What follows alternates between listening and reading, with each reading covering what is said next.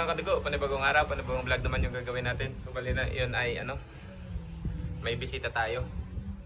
At magpapabuo ng kanyang bagong unit. Ito. Si Bro Redel, si Don. Yan. Yan, baka may shoutout ka, bro. Shout out sa lahat ng nanonood. Kay Yanter Vlogs. Shoutout din kay Bro Makmak. So, mga katago, ito yung ipapabuild niya sa atin. Yan, yung side lever ni Makmak. Ayan, wait lang, itutok na dito. So, ayan mga katago. So, bali si Sir Redel is taga Iloilo. Ahoy bro, no? Ahoy, Iloilo. So, in-order niya to kay sino ganun? Makmak Asio. Kay galing ito kay direct siya kay Makmak Arceo. So bro, shoutout sa iyo. All black yung unit ni sir. So, bali ito yung tangke is galing kay Arnel Atlas 0.5 na Alsafe. Yan. So matibay na safe tank to.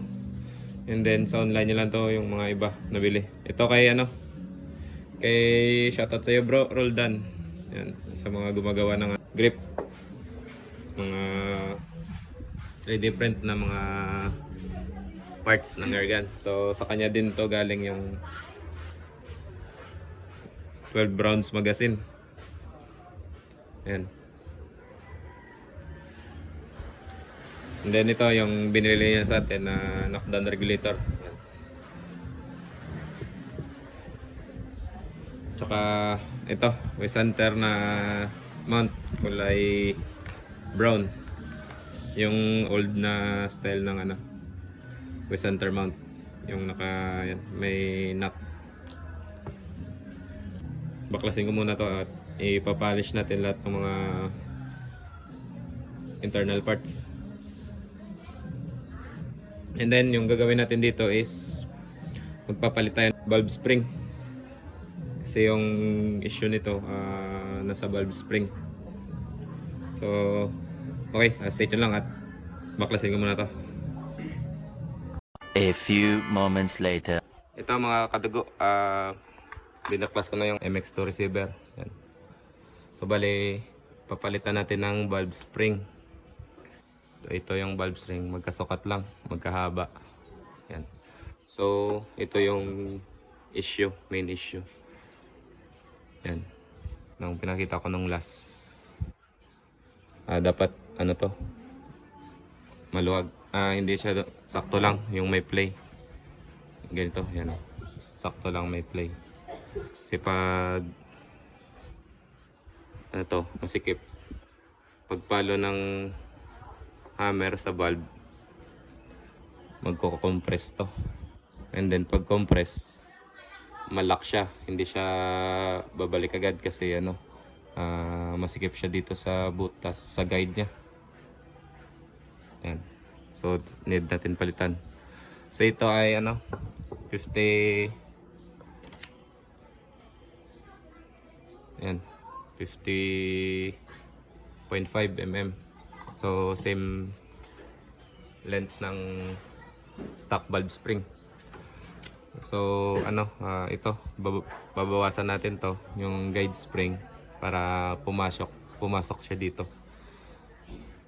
So to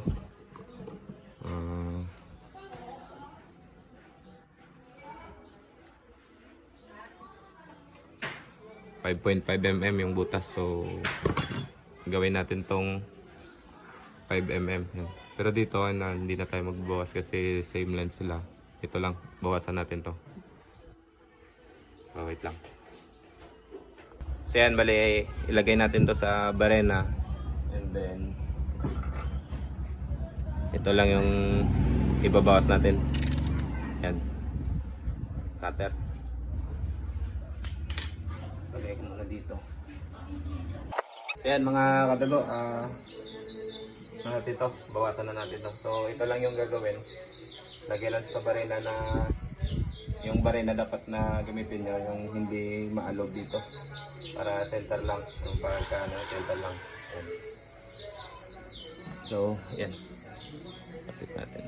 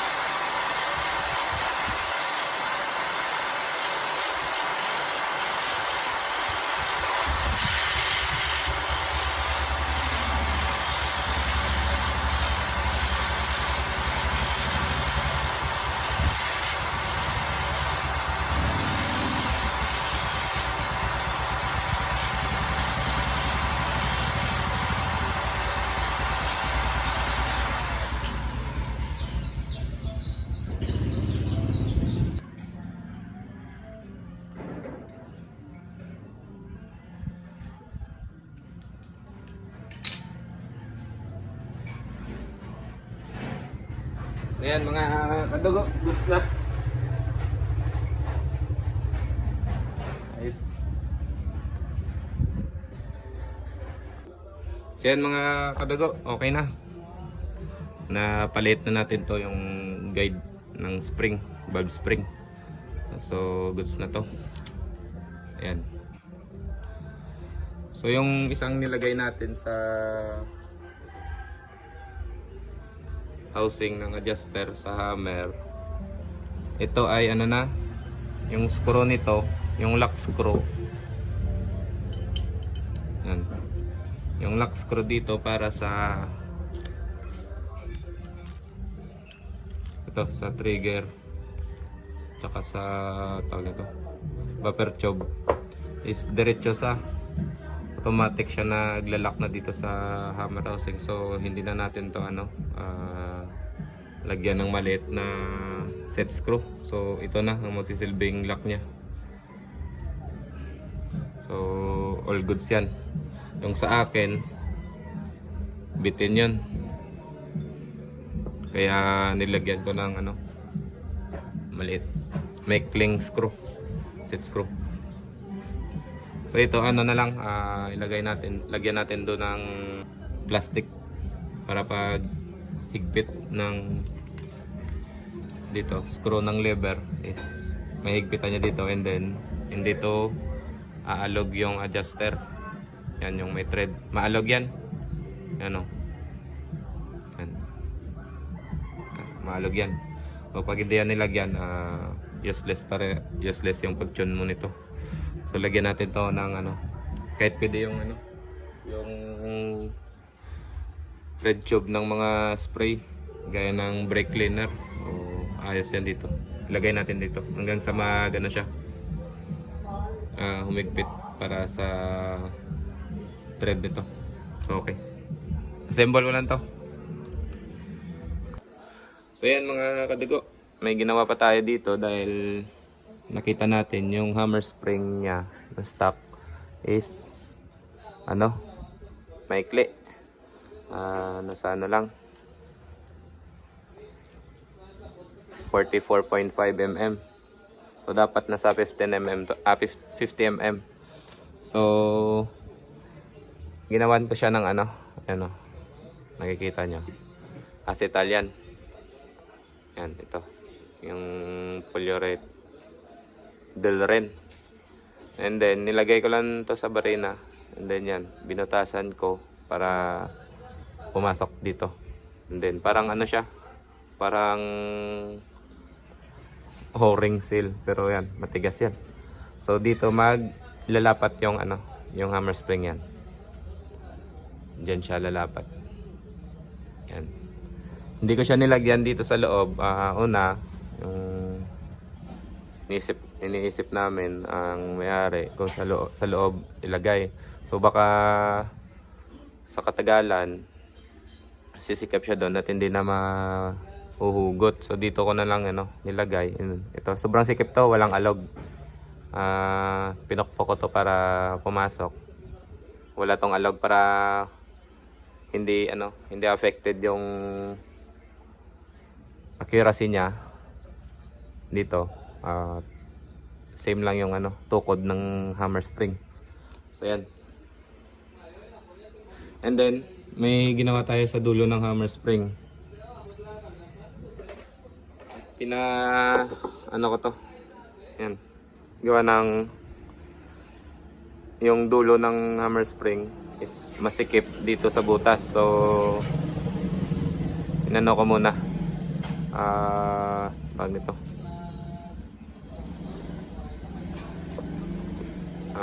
Clip ko ng ng plies. So pinapunta ko siya sa loob. And then sa kabilaan yan. So okay na. Pantay na rin yung yung dulo ng hammer spring, magkabilaan yan. Pantayan. So okay na.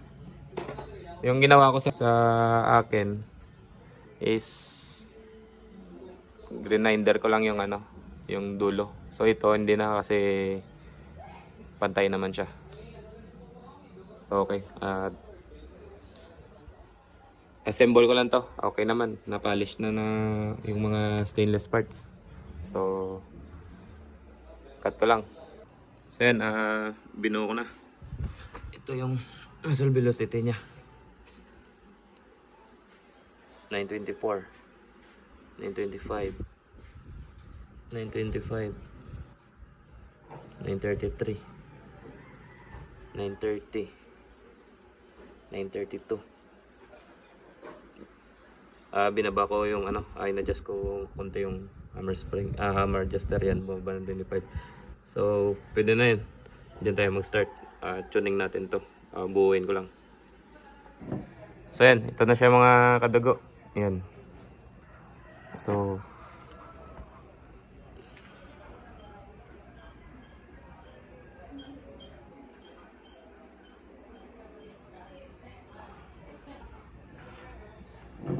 yan, solid na mga kadugo. At natin to, i-tune natin.